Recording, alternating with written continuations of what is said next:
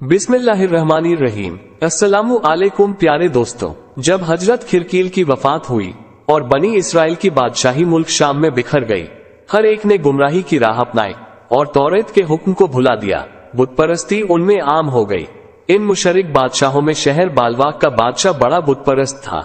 एक बड़ा बुत जो 20 फीट लंबा था, उसका नाम बाल था। लोग उसकी पूजा करते थे और 400 खादिम उसकी खिदमत में लगे रहते थे। जब लोगों की गुमराही हद से ज्यादा बढ़ गई तो अल्लाह तौला ने हजरत इलियास अलैहिस्सलाम को पैगंबर बनाकर भेजा। उन्होंने कौम को नसीहत करते हुए कहा, ऐ लोगों, तुम्हें क्या हो गया है कि तुम बाल को पूजते और खालिक मानते हो और सबसे अच्छे पैदा करने वाले खुदा को छोड़ देते हो। हजरत इलियास अलैहिस्सलाम ने हजरत मूसा अलैहिस्सलाम की शरीयत उन तक पहुंचाई और ताकीद की, मगर कोई भी उन पर ईमान न लाया। सिर्फ एक ही आदमी ईमान ला सका और वो बादशाह का वजीर था।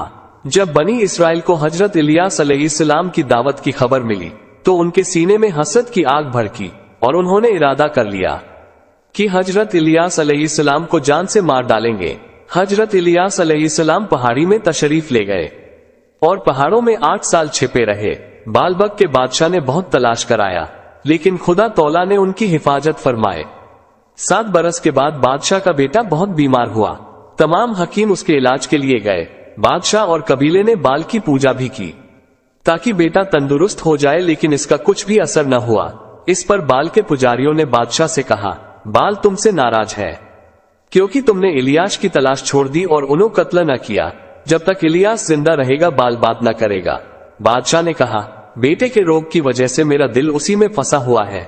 मुझे एक पल के लिए भी करार और आराम नहीं है। अगर बेटा तंदुरुस्त हो गया तो यकसुई के साथ हजरत इलियास को तलब करके मरवा देगा। पुजारियों ने कहा, अच्छा है, मुल्क शाम से और बुतों को रुजू करके अपने बुतों से अपने बेटे की तंदुरुस्ती मांगो। जब बाल का गुस्सा उतरेगा तब उसके सामने अपनी जरूरत पेश करना। बादशाह ने उन पुजारियों के इशारे से 400 बेदीनों को तैयार करके मुल्क शाम भेजा कि वहां के देवताओं से बेटे की तंदुरुस्ती मांगे। जब ये लोग रवाना हुए तो रस्ते में उसी पहाड़ी में ठहरे जहां हजरत इलियास अलैहिस्सलाम रहते थे। उस वक्त हजरत इलियास खुदा के हुक्म से पहाड़ से उतरे और उन लोगों से कहा कि अल्लाह तौला फरमाता है, मैं एक खुदा हूं, मेरे सिवा दूसरा खुदा नहीं है। इब्राहिम, इस्माइल और याकूब और उनकी औलाद को मैंने पैदा किया है। मारने और रोजी देने वाला मैं ही हूं।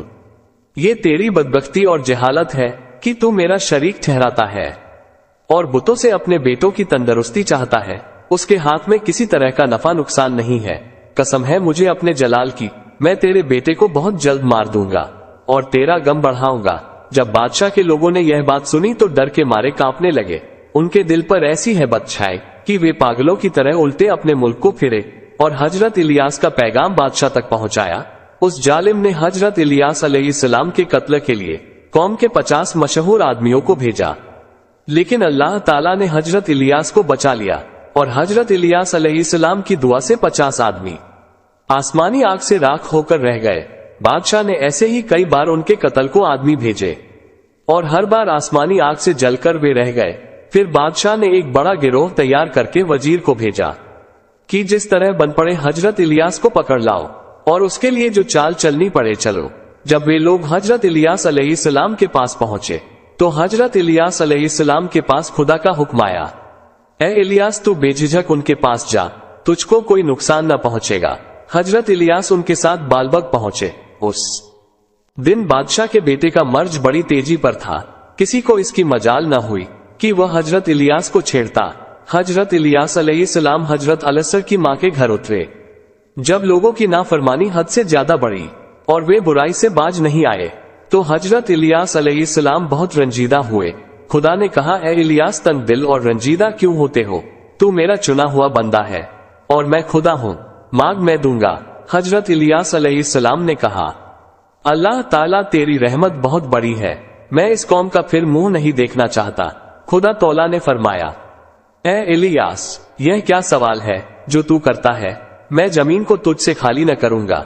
सारे लोगों की भलाई तेरे वजूद से है, कोई और सवाल मुझसे कर। तब हजरत इलियास अलैहिस्सलाम ने फरमाया, ए खुदा, कई साल तक बारिश ना हो। खुदा तौला ने फरमाया, अगर लंबी मुद्दत तक मैं बारिश रोक लूं तो ये दुनिया हलाक हो जाएगी। اس میں شک نہیں کہ یہ لوگ اپنے اوپر ظلم کر رہے ہیں، لیکن میری رحمت تو اس سے کہیں زیادہ بڑھ کر ہے۔ میں نے 3 سال تک ایسا کر دیا کہ جب تک تو نہیں چاہے گا پانی کا ایک قطرہ بھی کسی کے کھیت اور باغ میں نہ برسے گا۔ حضرت الیاس علیہ السلام چھپ کر غریبوں اور بیواؤں کے گھر میں وقت بتانے لگے۔ آپ جس گھر میں رہتے وہاں خوشحالی اور ہریالی آ جاتی تھی۔ لوگ اس نشانی سے ان کو تلاش کرتے رہتے تھے اور آپ ایک گھر سے کسی دوسرے مکان میں چلے جاتے۔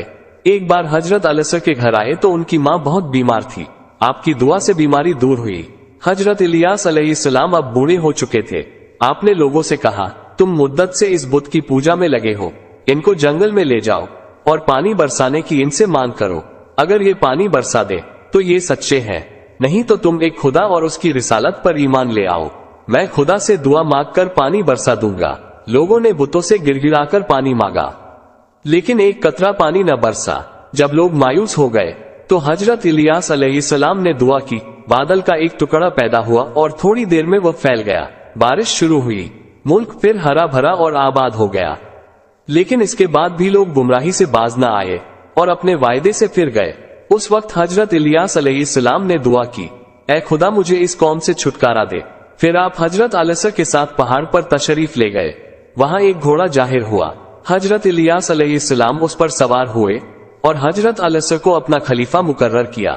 اپنے منہ پر چادر ڈالی اور پھر لوگوں کی نگاہوں سے غائب ہو گئے۔